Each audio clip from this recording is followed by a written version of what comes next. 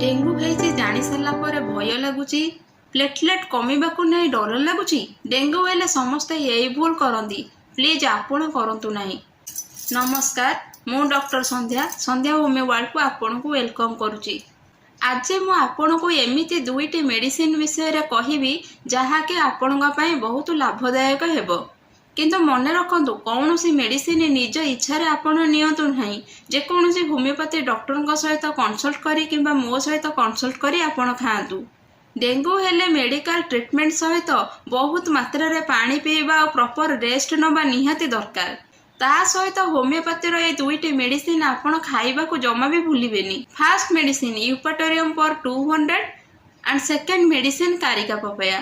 Friends, जदि आपण को डेंगू है ता सहित हाई फीवर रोची, सब बोन जॉइंट्स रे पेन होउची, हाड़ भांगी गला भलिया पेन होउची, ताहले आपण यूपाटोरियम पर 202 ड्रॉप्स दिन को 3 थर खाइबा द्वारा रिलैक्स मिली थाए।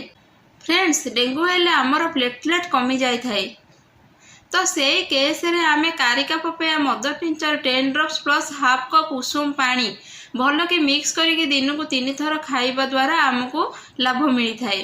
कारिका पपाया खाली हमर प्लेटलेट बढ़िबारे हेल्प करि न थाए, सी हमर डाइजेशन ने मध्य हेल्प करि थाए। आपणक परिवार को सुरक्षित रखिबा को चाहुथिले डेंगू को नहीं आसुथिबा लॉन्ग वीडियो को मिस करिवे नहीं। जदि आपण एपर्यंत संध्या होमियो वर्ल्ड को लाइक और सब्सक्राइब करि ना ताले प्लीज एबे ही लाइक एंड सब्सक्राइब करंतु, आ जेते पारिबे सेते मात्रा रे शेयर करंतु। रहिली, जय जगन्नाथ।